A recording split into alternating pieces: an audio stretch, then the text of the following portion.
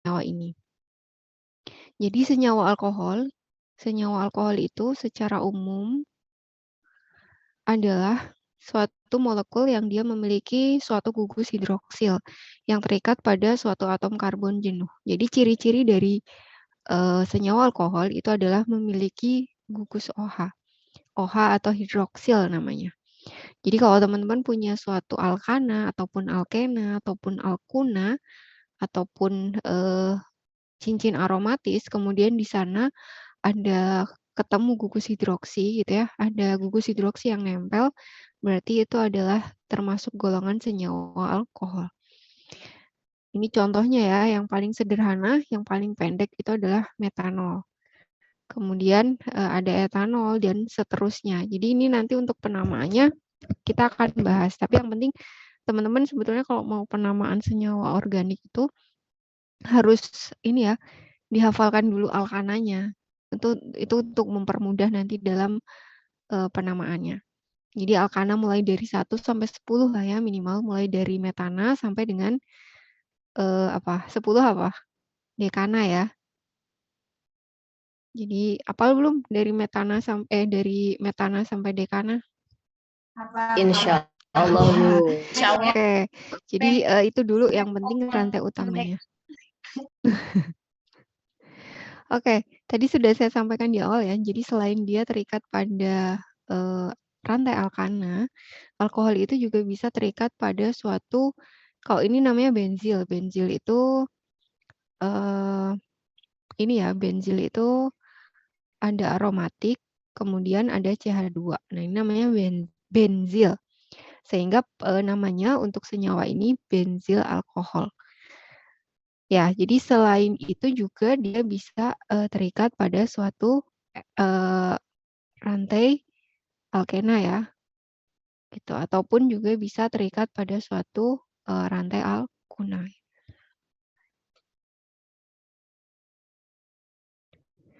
Kemudian selain terikat pada cincin benzil, gus hidroksi itu juga bisa terikat langsung pada cincin aromatis. Nah, kalau kalian nemu suatu senyawa, ini utamanya ini ya, rantai utamanya ini namanya golongan fenol. Jadi fenol itu adalah alkohol aromatis gitu. Jadi alkohol yang terikat pada cincin aromatis itu disebut sebagai fenol. Nah, ini bentuk fenol yang paling sederhana.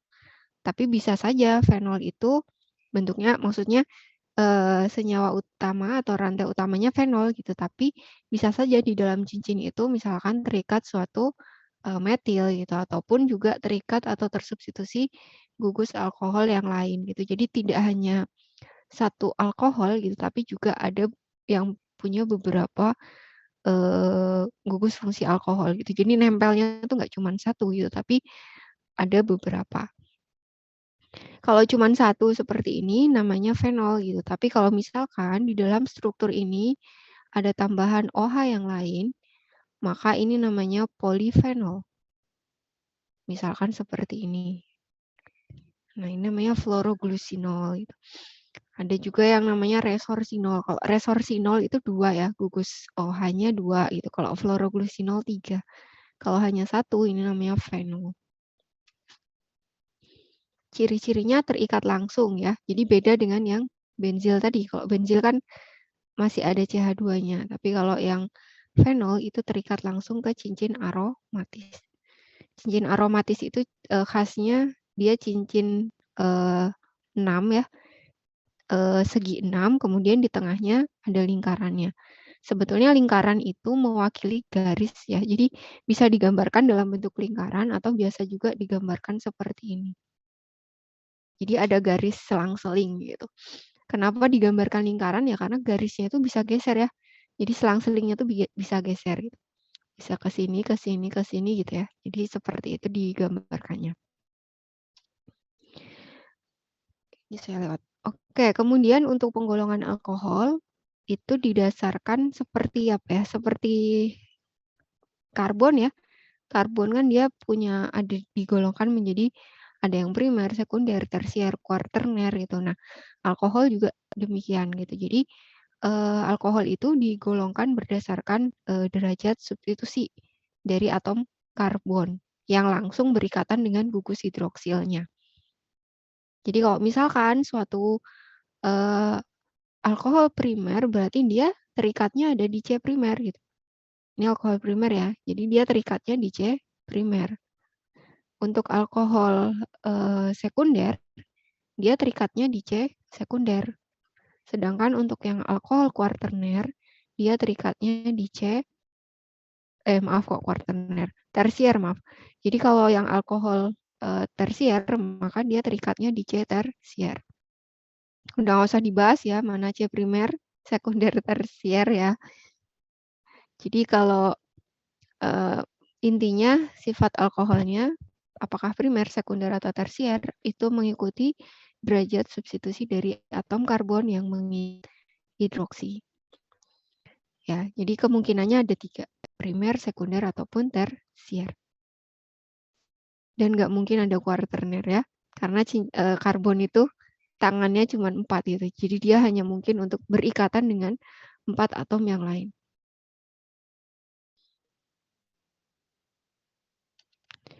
Ini tadi penjelasannya saja. Nah, ini ada beberapa contoh alkohol yang dia terdapat pada senyawa-senyawa kompleks ya, seperti misalkan geraniol.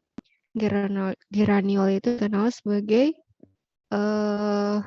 senyawa yang ada di bunga mawar ya, yang memberikan aroma mawar. Nah, itu adalah namanya senyawa geraniol, termasuk ke dalam alkohol primer. Kemudian ada mentol yang ada di minyak peppermint. Nah, mungkin yang minyak aromaterapi, aroma peppermint, nah itu adalah senyawa mentol. Ini masuknya ke alkohol sekunder. Kenapa sekunder? Nah, ini sebenarnya ada C-nya ya di sini. Jadi kalau siklis, nah ini sebetulnya masing-masing itu mewakili satu atom C.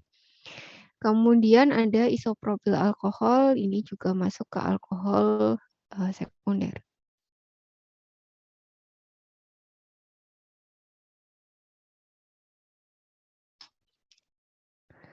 Kemudian ada tersier butil alkohol, norethindron, dan sebagainya. Nanti teman-teman bisa lihat, maksudnya bisa paham gitu ya, struktur ini masuk alkohol atau tidak. Memang harus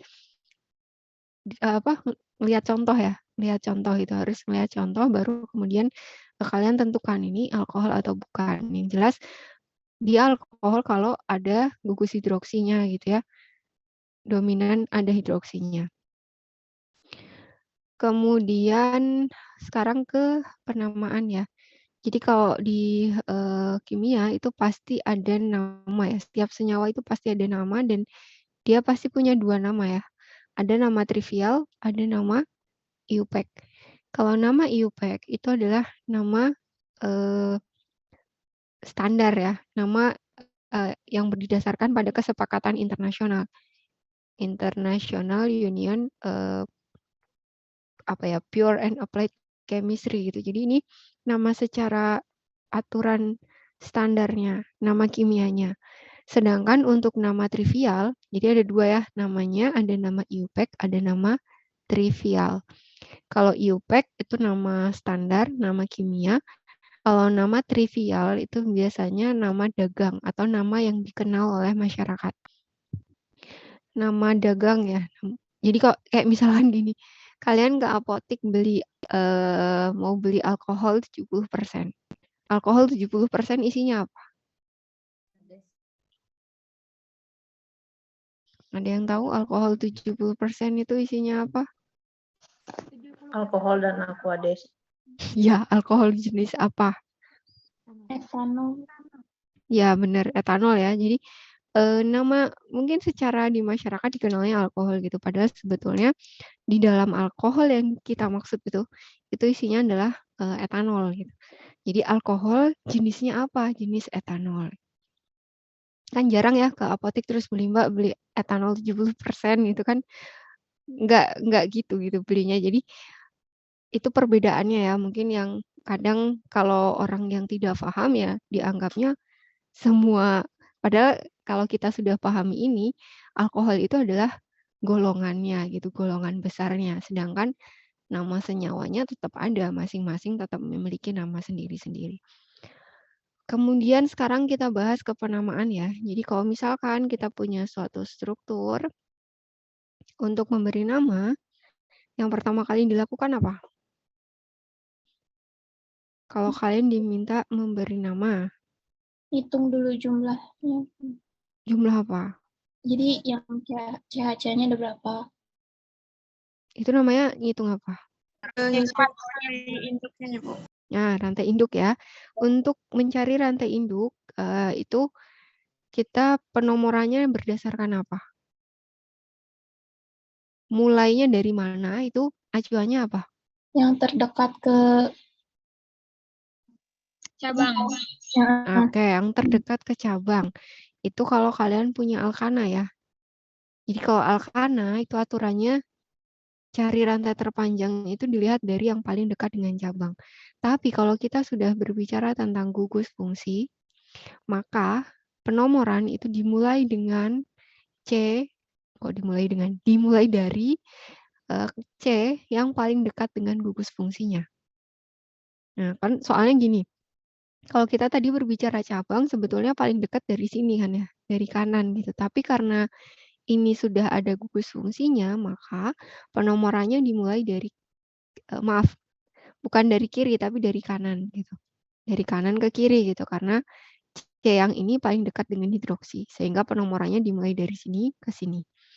Nah, kemudian yang tidak berfungsi sebagai rantai utama, berarti ini berfungsi sebagai cabang. Nah, kalau teman-teman lihat penamaannya, sebetulnya sama kan ya dengan tata cara penamaan alkana kan? Tinggal disebutkan posisi cabangnya di nomor berapa, kemudian berupa apa. Kalau kebetulan di sini berupa metil ya. Kemudian posisi gugus alkohol atau hidroksi. Hidroksilnya itu ada di nomor berapa? Di C berapa? C1. Kemudian baru disebutkan rantai utamanya dan diberi akhiran ol. Untuk menandai bahwa senyawa itu adalah senyawa alkohol.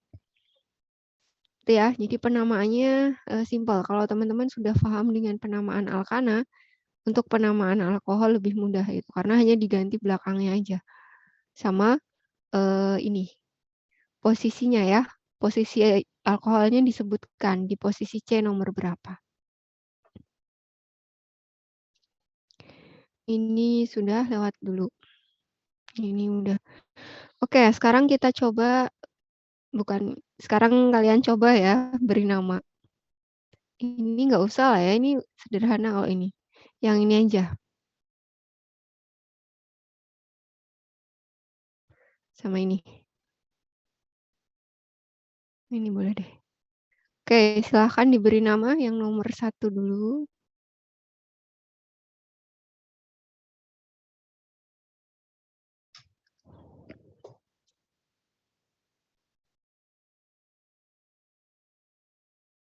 Kalau nomor 1, apa namanya? 2 butanol. Oke, yang nomor 2. Nomor 2 ini 4 metil 1 pentanol. Apa?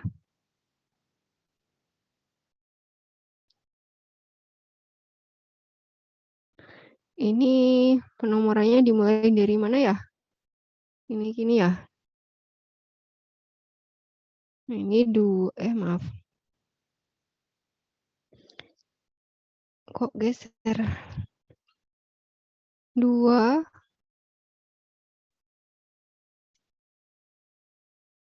Oke, sekarang yang nomor 2. 4 metil 1 pentanol. 4 metil 1 pentanol. 1, 2. 1, 2, 3, 4, 5 ya. 4 metil 1 pentanol. Oke, yang nomor 3.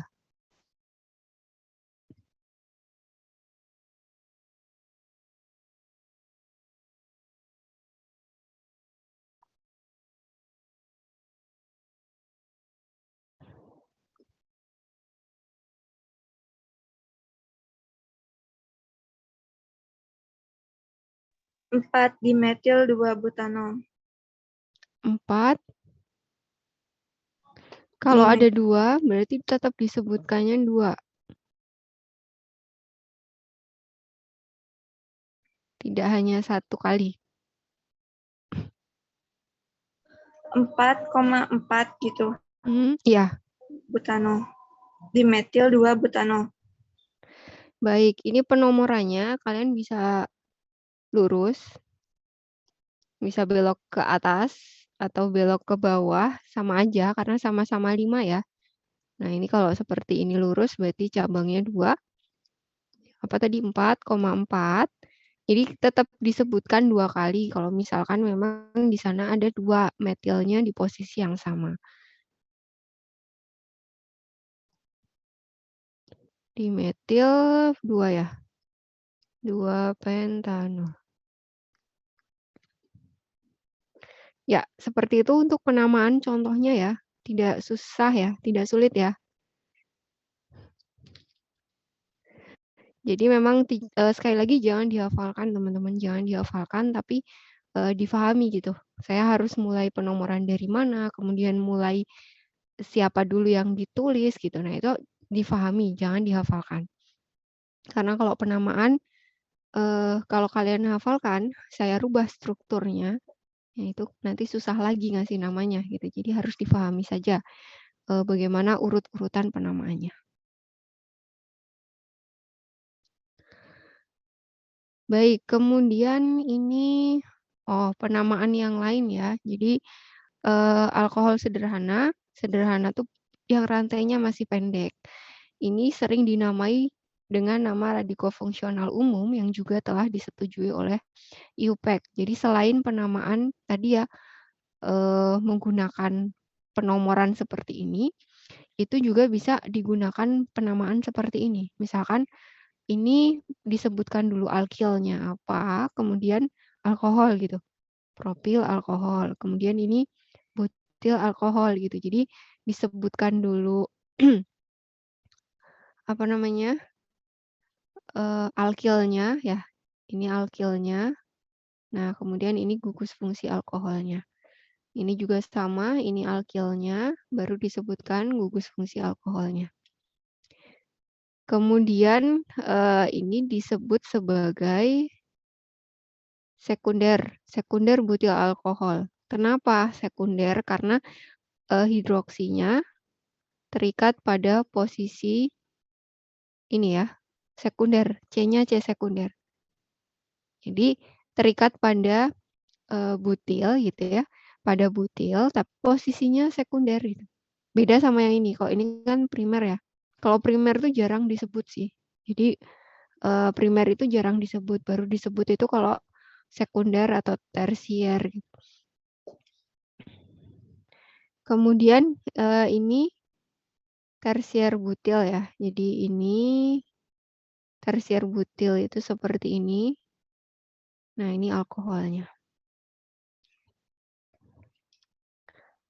Kemudian isobutil. Ini posisinya gini ya. Nah, iso tuh jadi apa ya? Letter L ya. Kalau ini beda kan ya. Kalau ini kan posisinya C-nya C tersier ya. Yang berikatan dengan hidroksi itu tersier, sehingga disebutnya tersier butil. Kalau ini dia belok posisinya. Jadi bukan apa ya? Kalau kita sebut sebenarnya hampir mungkin kalau secara digambarkan lurus jadinya sekunder butil sebetulnya. Tapi karena ini penggambarannya seperti ini, maka ini disebut sebagai iso. Jadi posisi CH-nya tuh tidak lurus seperti yang di atas. Oke, kemudian ini neopentil alkohol atau neoamil alkohol biasanya disebutnya. Gitu ya, jadi penamaannya berdasarkan radikofungsional atau berdasarkan penamaan IUPAC. Jadi nggak salah juga, dua-duanya bisa kalian gunakan untuk standar IUPAC. Oke, selanjutnya ini kalau di dalam suatu gugus suatu senyawa terdapat 2 gugus hidroksil, maka nama senyawanya itu menjadi glikol.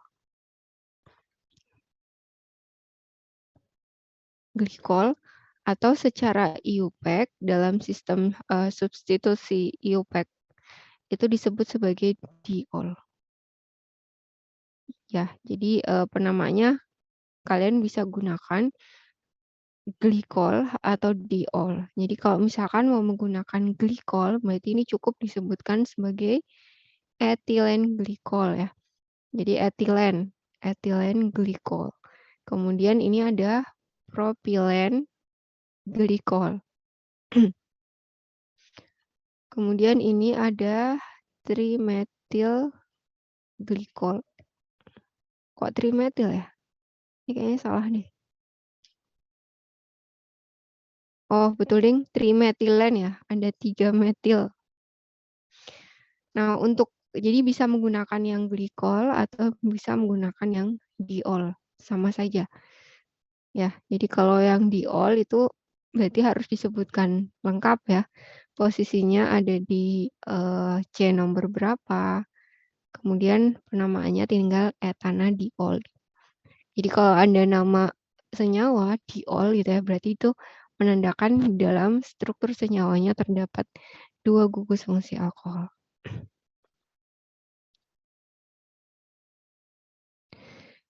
Baik, saya lanjut ke beberapa senyawa golongan alkohol ya. Ini mungkin reaksinya sebetulnya ada banyak, tapi saya yang saya bahas hanya yang teman-teman lakukan di praktek ya, yang ada kaitannya dengan pengujian di laboratorium. Jadi kalau di senyawa itu pertama ya, reaksi umumnya itu adalah reaksi oksidasi.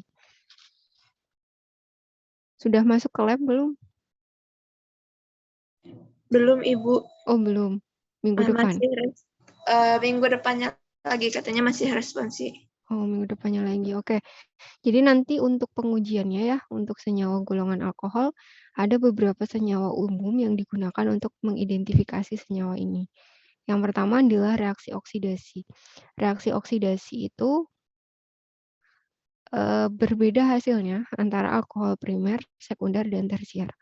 Jadi kalau kalian lihat di sini ya, yang bisa bereaksi ketika direaksikan dengan suatu oksidator itu adalah hanya alkohol primer dan sekunder.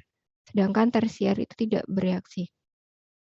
Nah, sebenarnya ini kaitannya dengan keberadaan gugus hidroksi yang ada di struktur senyawa. Bentar, saya gambarkan lagi ya. Kalau primer itu kan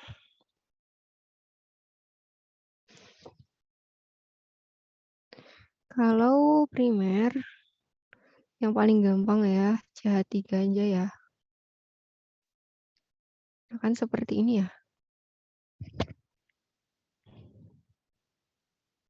Atau ulang-ulang.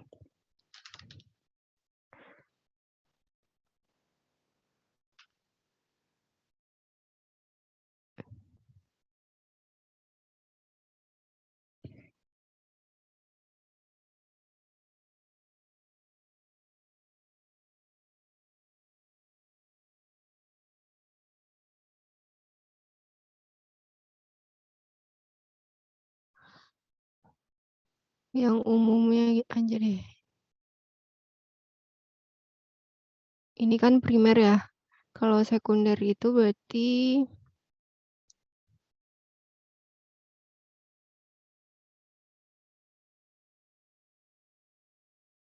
ini ya. Jadi reaksi oksidasi biasanya menggunakan suatu oksidator, bisa KMNO4 atau K2CR2O7. Kalau di kita biasanya pakai kalium permanganat ya.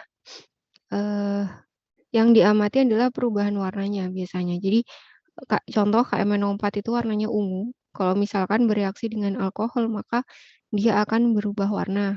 Jadi warna ungunya hilang. Bisa menjadi tidak ada warnanya, atau bisa menjadi berubah jadi coklat gitu. Nah, saya bahas ke sini ya. Jadi yang bisa bereaksi itu hanya alkohol primer dan sekunder. Sedangkan yang tersier itu tidak bisa mengalami reaksi oksidasi. Sebenarnya saya nggak akan bahas detail ya, cuman ini kaitannya dengan apa? Dengan ini ya, ini kenapa bisa oksidasi 2 kali, ini kaitannya dengan ketersediaan hidrogen yang ada di dalam, karbon yang mengikat OH. Ini kan hanya 1 ya, kalau ini 2. Jadi kalau kenapa ini bisa teroksidasi 2 kali, karena dia memungkinkan, menggantikan si hidroksinya yang 2, kok hidroksi, maaf, hidrogen, 2 hidrogen yang di sini gitu, sehingga bisa mengalami perubahan gugus fungsi menjadi aldehid. Ada yang ingat nggak aldehid gimana rumus ininya? Aldehid. RC RCOR. OH, Ibu. salah ini ya. RCOH ya.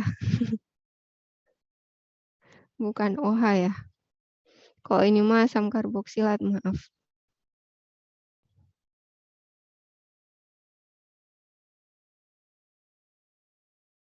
Gini ya. Gini. Nah. RCOH ya.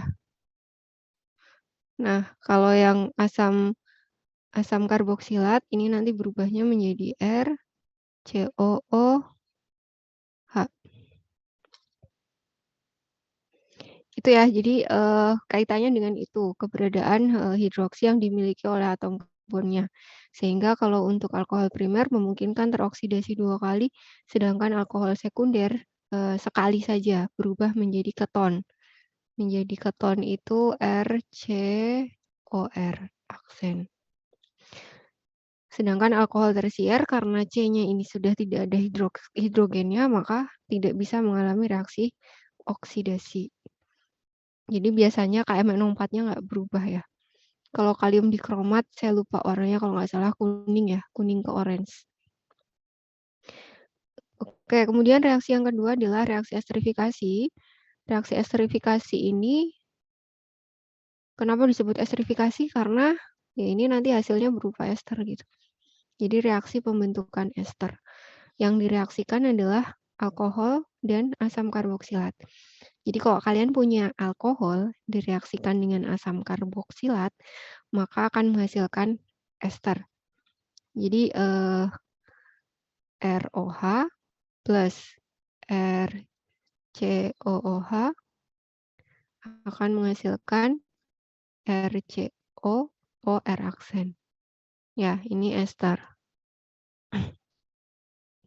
Asam karboksilat, ini alkohol. Kemudian identifikasinya dari baunya, karena memang bau ester itu khas, terutama untuk kalau kalian mereaksikan alkohol dan asam karboksilat yang sukunya pendek. Jadi alkilnya pendek, nah itu biasanya baunya menyengat gitu, bukan kerasa ya, tercium gitu. Kayak seperti misalkan ini, etanol, kalian mereaksikan etanol, ditambah asam asetat, kenal ya asam asetat. Nah, ini nanti hasilnya adalah etil asetat. Itu contoh aja. Etil asetat itu baunya kayak lem atau kalau kalian suka nyebutnya bau balon AA, tahu nggak? Yang balon kayak apa? Yang kayak odol terus ditiup tuh loh. Oh iya, Ibu tahu, Ibu. Iya, Nah, Bu itu tahu. baunya kayak gitu. Jadi ini reaksi esterifikasi ya. Jadi reaksi esterifikasi kalau menurut saya termasuk reaksi spesifik gitu, karena kalian bisa mengidentifikasi alkohol. Misalkan nggak tahu gitu ya, misalkan diberi sampel, maka kalian bisa lihat library-nya gitu. Kalau misalkan baunya seperti ini, itu apa gitu. Jadi karena memang spesifik gitu, untuk etanol plus asam asetat, bau yang terbentuk pasti seperti itu gitu. Terus ada juga yang biasanya aroma buah-buahan gitu, kalau yang pendek ya, suku pendek. Kalian bisa cari nanti. Esterifikasi. Kayak kemudian yang selanjutnya adalah reaksi diazo. Nanti reaksi diazo ini identifikasi warnanya warna merah ya. Kalau diazo itu tidak sespesifik esterifikasi gitu karena hasilnya sama, merah aja. Jadi kalau hasilnya merah berarti positif ada gugus hidroksinya.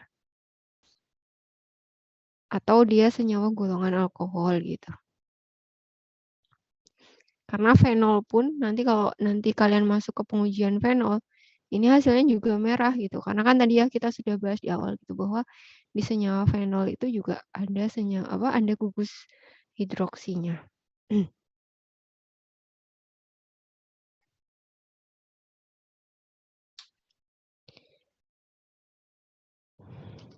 Kalau kecepatan bilang ya, nanti saya ulang.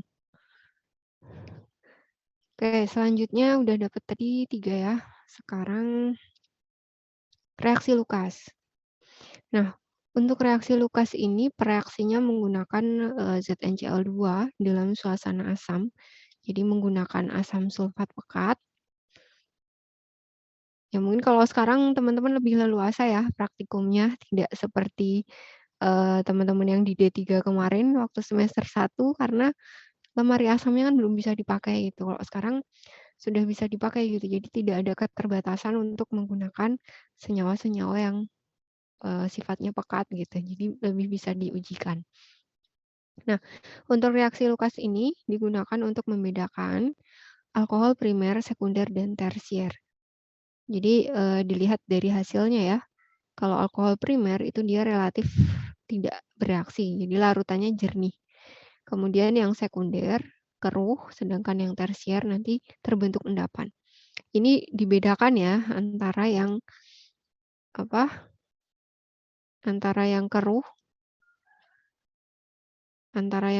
dan endapan. Kalau keruh berarti kan nanti di bawah itu tidak ada. Jadi kalau keruh ya keruh aja gitu. Tapi kalau ada endapannya, berarti ini nanti di bawah ada presipitasi gitu. Jadi beda kondisi.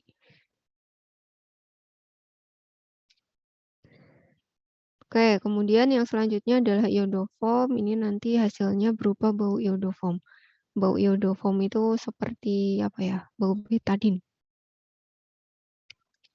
Jadi nggak spesifik ya, kalau iodoform itu hasilnya sama semua. Cuprivyl juga sama semua, relatif warnanya biru tua ya. Jadi kalau di pengujian alkohol yang kalian lakukan mungkin yang spesifik itu hanya beberapa saja ya. Hanya reaksi Lucas, kemudian esterifikasi mungkin.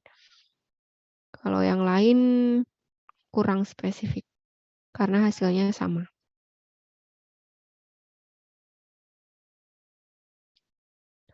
Baik, untuk alkohol ada pertanyaan dulu?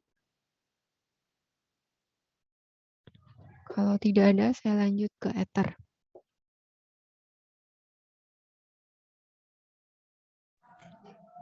Sepertinya tidak ada, Ibu. Oke, Atau mungkin nanti. siap. Oke, jadi selanjutnya kita ke ether ya. Jadi kenapa kemudian pembahasan alkohol itu dibarengkan dengan pembahasan ether? Karena mereka merupakan suatu isomer. Isomer. Ada yang ingat isomer itu apa? Rumusnya sama tapi strukturnya berbeda. Ya, benar. Jadi alkohol dan ether, jadi penggolongannya tuh pasangannya seperti ini ya.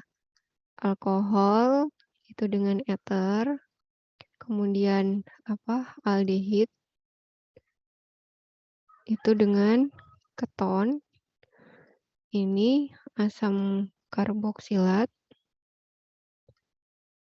dengan ester.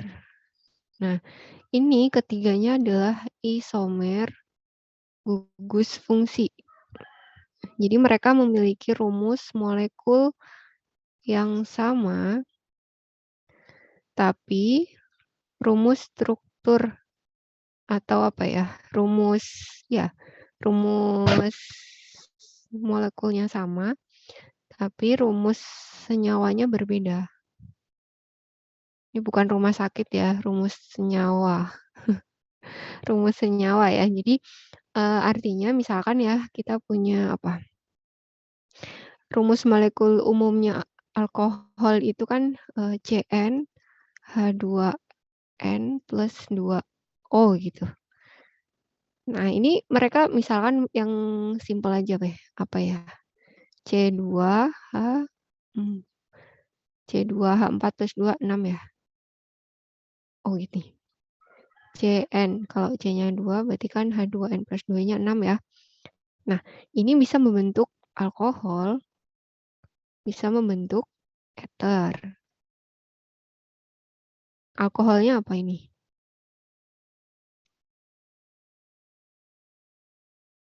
Yang paling simple ya, bisa membentuk etanol misalkan ya, yang paling gampang. Nah, ethernya dia bisa membentuk seperti ini. Nah, jadi ether itu kan rumus, kalau alkohol rumus umumnya ROH. Kalau ether rumus umumnya ROR. Gitu ya. Jadi kenapa pembahasannya disatukan. Tapi sifatnya jelas berbeda gitu karena gugus fungsinya beda gitu. Jadi kalau ini hanya secara struktural secara rumus molekul ya, dalam arti jumlah C, jumlah H, dan jumlah O itu sama gitu, tapi mereka bisa membentuk suatu struktur yang berbeda.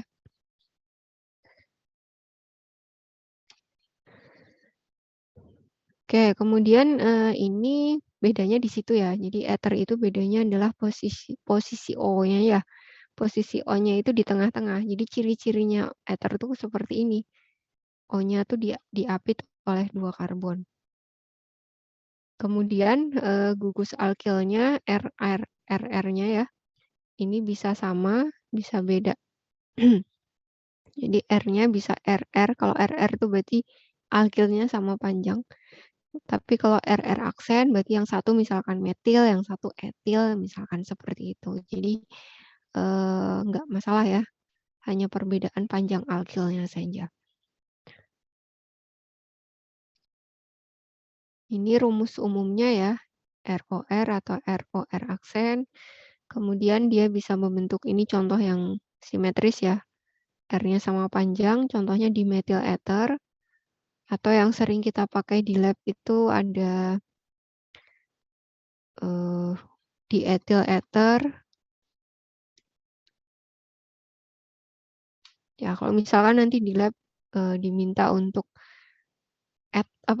pelarutnya ether. Nah, kemungkinan yang dipakai adalah di etil ether atau PE, petroleum ether.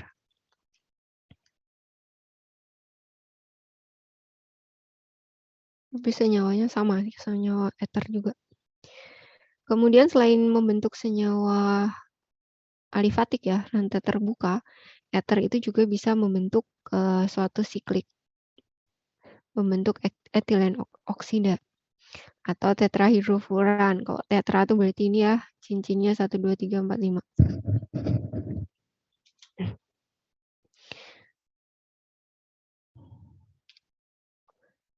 Oke, kemudian ada juga yang bisa membentuk ether mahkota. Ether mahkota itu kalau jumlah O-nya banyak gitu ya, jumlah ethernya banyak dan dia tersusun secara terpola ya, ada polanya. Nah, ini namanya ether mahkota karena menyerupai mahkota.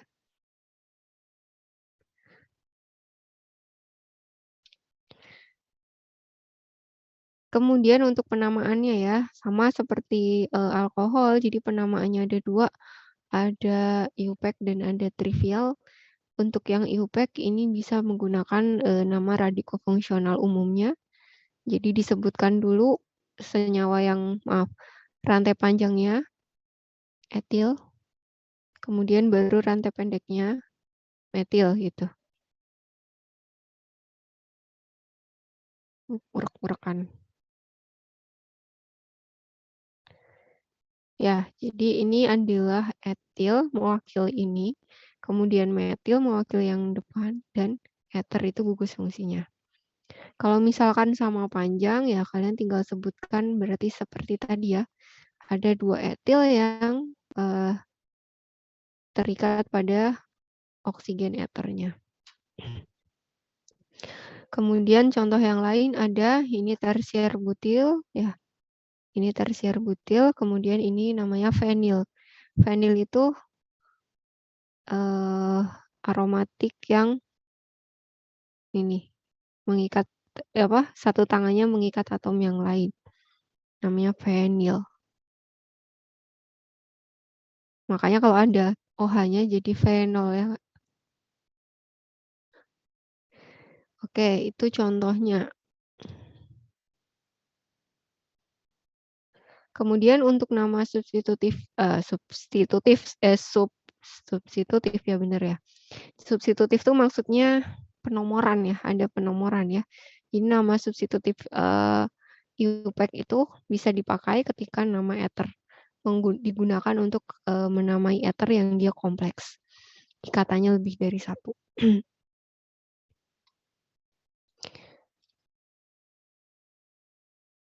Ini contoh penamaannya ya. Oh, maaf. Kalau yang tadi kan berdasarkan radikofungsionalnya. Kalau ini kan udah mulai kompleks ya senyawanya. Nah, teman-teman bisa gunakan penamaan berdasarkan nomornya ya. Jadi kalau ini sama ya. Yang panjang itu rantai utamanya, yang pendek itu cabangnya. Jadi ada 2 metoksi, ini metoksi.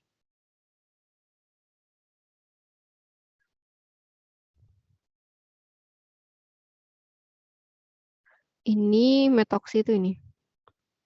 Metoksi, metana dan oksigen.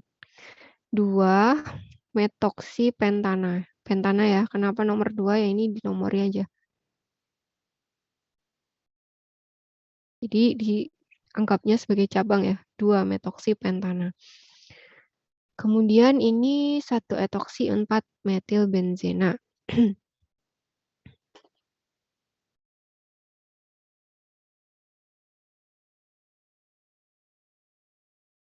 Ini ya, ini 1, penomorannya dimulai dari sini. 1, 2, 3, 4, 5, 6. Ya, jadi 1 ada etoksi, kemudian 4 metil benzen gitu. Jadi kalau dari sini kita bisa lihat, oh di dalam cincin benzen itu ada metil di nomor 4, ada etoksi di nomor 1. Selanjutnya, ini ada 1,2 dimetoksi etana ya. Nah, ini cabangnya. Ini 1, 2, sama aja. Ya, kemudian ada tetrahidrofuran, ada dioksan. Dioksan.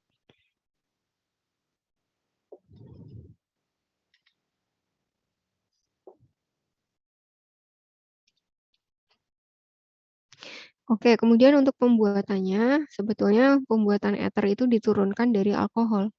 Jadi kalau kalian membuat dietil ether, maka yang direaksikan adalah etanol saja cukup gitu. Dengan suasana asam dan suhu yang tinggi, sehingga bisa menghasilkan dietil ether. Kalau misalkan mau bikin dimetil ether misalkan, berarti apa yang direaksikan?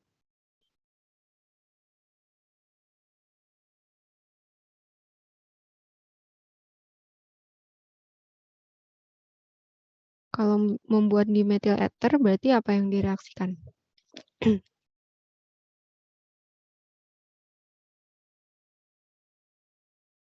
Kurang tahu, Bu. Kalau dietil ether itu kan 2 etil ya. Kalau metil itu kan berarti berapa?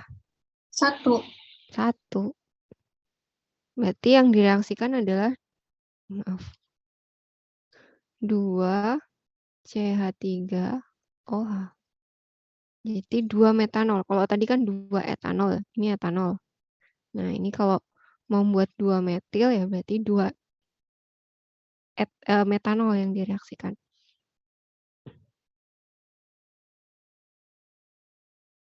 Ya, jadi intinya yang direaksikan itu tergantung dari apa yang mau dibuat ya. Ini ya. Nah, ini yang menentukan jenis alkoholnya. Kalau tadi kan ini dua-duanya etil ya, berarti yang direaksikan cukup etanol gitu.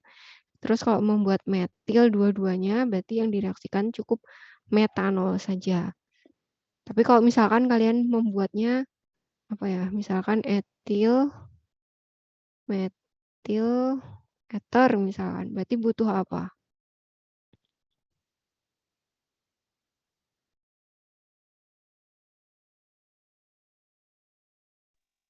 Berarti butuh mereaksikan apa? Etanol. Etanol dan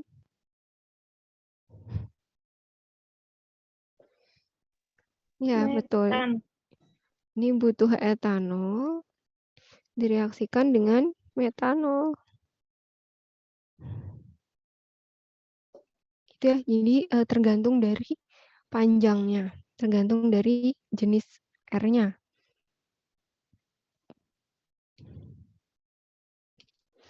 Baik, ini rangkuman. Jadi kalau sifat fisik alkohol dan eter karena hampir ini ya, hampir mirip. Jadi untuk eter itu memiliki titik didih yang sebanding dengan hidrokarbon dengan berat molekul yang sama. Ini maksudnya gimana? Hidrokarbon itu alkana maksudnya ya. Kalau misalkan suatu eter dibandingkan dengan suatu hidrokarbon, mereka memiliki titik didih yang sama atau mirip ya, selama berat molekulnya sama juga. Berat molekulnya kurang lebih sama gitu. Contoh misalkan ini di etil eter berat molekulnya 74, titik didihnya 34. Itu setara dengan pentana. Pentana berat molekulnya 72, titik didihnya 36. Jadi kurang lebih mirip ya. Kemudian ini aturan umum ya. Sebetulnya hampir semua senyawa organik dengan gugus fungsi apapun gitu ya. Semakin panjang rantai karbon, maka titik didihnya akan semakin tinggi. Karena jelas untuk memutus suatu senyawa yang lebih kompleks diperlukan energi yang lebih besar. Kemudian kalau alkohol itu cenderung memiliki titik didih yang lebih tinggi dibandingkan dengan eter atau hidrokarbon yang sebanding.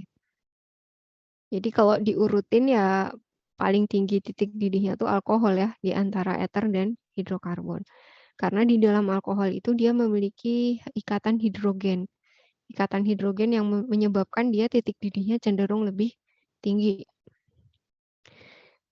Oke, kemudian sifat kelarutan. Alkohol pada umumnya dia larut pada pelarut polar.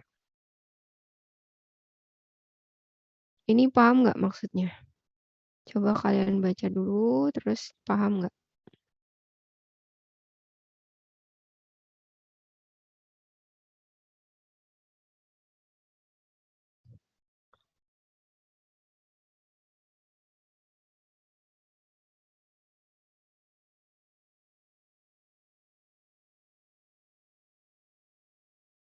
Ada yang bisa memberi contoh ya? Contoh coba.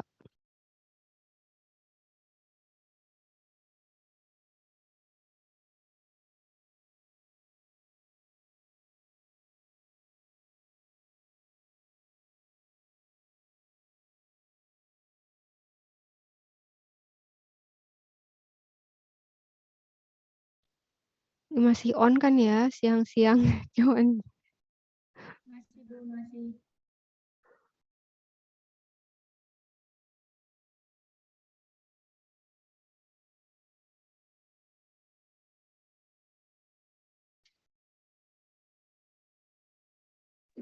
Oke, ada yang bisa memberi contoh? Ibu maaf mau nanya, ini tuh Ya. contoh senyawanya. Iya, contoh misalkan ini kan penjelasannya seperti ini ya, Teh. Terus coba diberi contoh apa sama apa gitu perbandingannya. Yang contoh misalkan alkohol dengan gugus OH sama banyak, semakin banyak C maka sifatnya kurang polar. Nah, itu contoh misalkan Teteh ngasih contoh aja. Ini sama ini yang lebih polar mana gitu. Karena yang ini lebih panjang gitu. Misalkan seperti itu atau ini lebih pendek.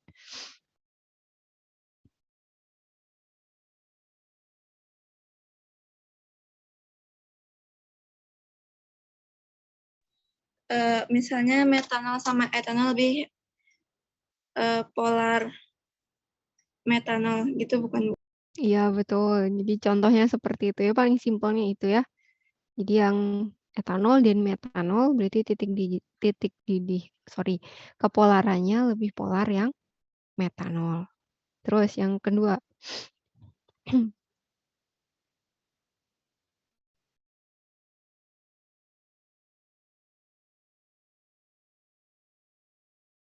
alkohol dengan gugus C sama banyak, makin banyak gugus hidroksinya, maka semakin polar.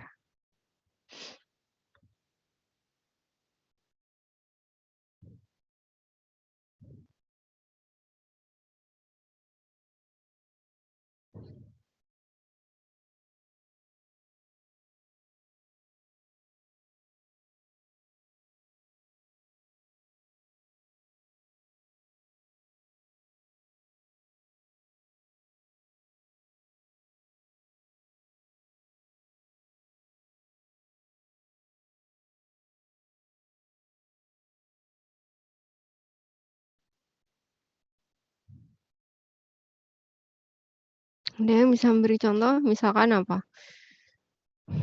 Tadi kita bahas ada alkohol yang bisa punya lebih dari satu gugus fungsi OH ya. Ya contoh misalkan ada etanol dengan etanadiol. Nah, ini yang mana yang lebih polar? Etanol apa etanadiol? Etanadiol. Iya, seperti itu ya contohnya. Jadi artinya sifat kepolaran, sifat fisik ya, si titik didih, kemudian kepolaran atau kelarutan.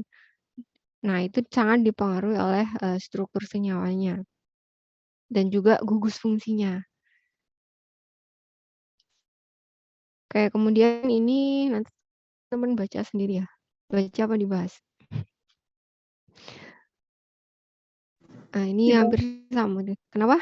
Dibahas. Dibahas aja. Ini saya mah kuliah berdua ya. Berdua sama Endang. Jadi eter dan alkohol dengan berat molekul yang sama memiliki kelarutan dalam air yang sebanding. Jadi kalau kalian punya eter dan alkohol, berat molekulnya sama, maka kelarutan di dalam airnya sebanding. Jadi hampir sama kelarutannya. Ya, kalau secara titik didih beda, tapi kalau secara kelarutan mirip ya, hampir sama selama di sini ya berat molekulnya sama.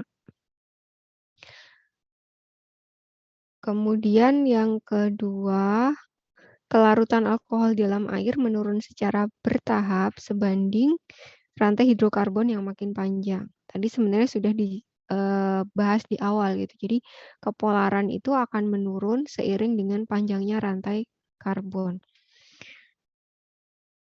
Oke, alkohol rantai panjang bersifat mirip alkana dan oleh karena itu kurang mirip dengan air. Artinya semakin nonpolar gitu. Jadi kalau rantai C-nya semakin panjang, maka dia kepolarannya semakin rendah. Butanol aja ya, kalau kalian campurkan butanol dengan air itu udah nggak bisa. Padahal C-nya baru 4 itu. Butanol dan air. Karena massa jenisnya biasanya udah beda. Sifat kepolarannya, massa jenisnya juga beda.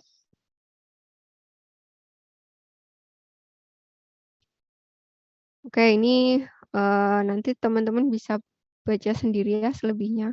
Alkohol dan eter penting itu maksudnya adalah alkohol dan eter yang sering digunakan di lab gitu. Jadi saya masukkan beberapa contohnya ya, seperti misalkan metanol, kemudian etanol, etilen glikol, dietil eter. Nanti selebihnya teman-teman bisa baca sendiri detailnya ya satu-satunya gitu. Tapi kalau metanol, etanol itu kan memang pelarut yang universal ya, sering dipakai di lab gitu. Kalau etanol biasa digunakan untuk disinfektan gitu. Jadi kalau teman-teman di lab ada semprotan gitu, nah itu biasanya isinya disinfektan itu bisa berupa bisa berupa alkohol ya, atau bisa menggunakan eh, tergantung ya, kalian udah belajar di K3 ya, kapan menggunakan hipoklorit, kapan menggunakan etanol. Nah, itu nanti bisa diterapkan di lab gitu. Jadi kalau etanol selain digunakan kita kenal sebagai campuran antiseptik ya. Nah, itu biasanya digunakan sebagai pelarut gitu. Pelarut-pelarut senyawa organik, khususnya untuk senyawa yang sifatnya polar. Kemudian kalau kalau yang lain apa? Yang lain contohnya ada diethil ether sebetulnya ini juga pelarut ya, pelarut yang banyak digunakan di lab, tapi titik didihnya tuh sangat rendah gitu. Jadi kalau kalian nyimpen diethil ether lupa nutup, itu besok pagi bisa kurang banyak gitu karena menguap gitu. Kemudian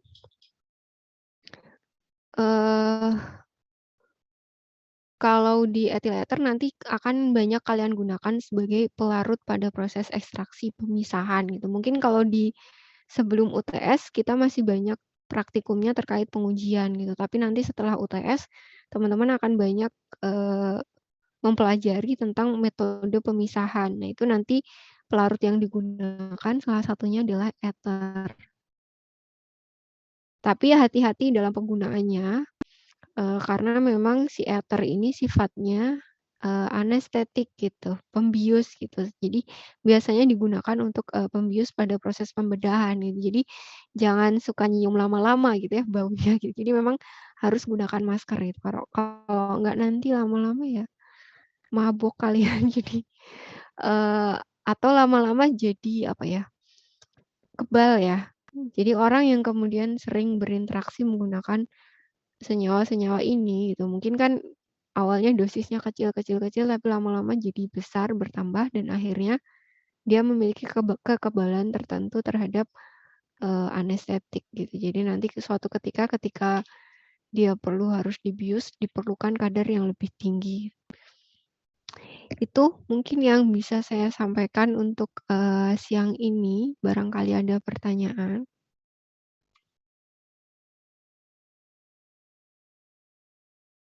Ibu, Ya. kalau perbedaan alkohol yang bisa dikonsumsi sama yang enggak tuh kandungannya apa, Bu? Alkohol mah nggak ada yang bisa Enggak kan, dikonsumsi maksudnya teh. kayak yang Gimana? alkohol yang minum-minum gitu kan dikonsumsi, atau alkohol yang buat makanan kan ada beberapa makanan yang pakai alkoholnya biar lebih apa gitu cenah. Oh ya gitu. Ya sebenarnya kalau prinsip alkohol itu kan, maaf kalau misalkan kita sebagai seorang gue jadi kajian ya enggak. Maksudnya intinya sebenarnya nggak boleh dikonsumsi kan kalau alkohol itu. Kalau sebagai muslim kan memang tidak boleh mengonsumsi alkohol dalam persentase berapapun gitu ya. Kalau konteksnya memang dia ditambahkan. Misalkan kayak apa sih, kayak makanan Chinese food kayak gitu, kayak pakai angcu atau apa. Nah, sebenarnya di sana ada kandungan alkoholnya gitu. Dan itu kategorinya sebenarnya sudah kalau misalkan kita yang muslim ya itu kategorinya haram ya kayak gitu. Tapi kalau misalkan adanya di mana hasil fermentasi misalkan ya tape kayak gitu, nah itu masih boleh ya dikonsumsi. Kalau kayak minuman Ibu, Minuman apa? kan ada Bu yang minuman yang bisa bikin orang kayak apa gitu, kayak jadi Kayak oleng apa? gitu Bu. Nah, kalau minuman jelas nggak boleh teh. Kalau minuman kan ya kalau yang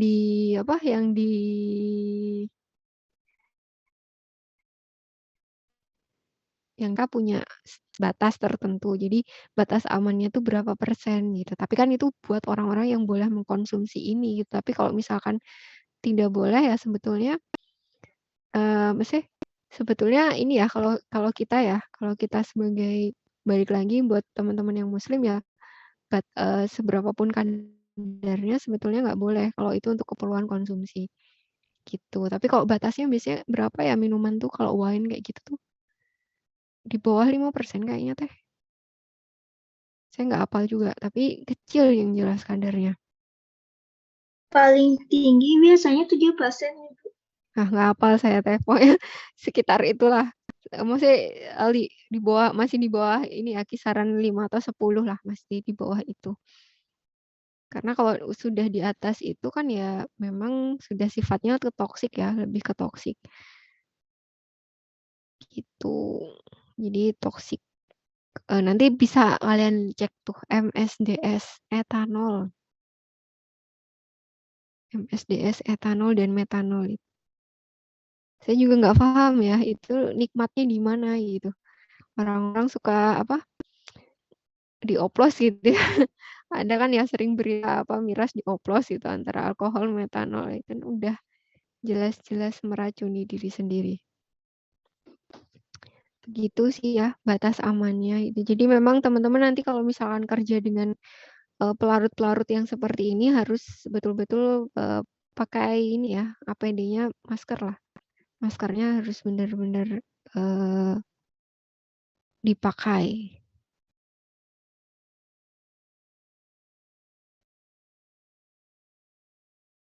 Ada lagi pertanyaan?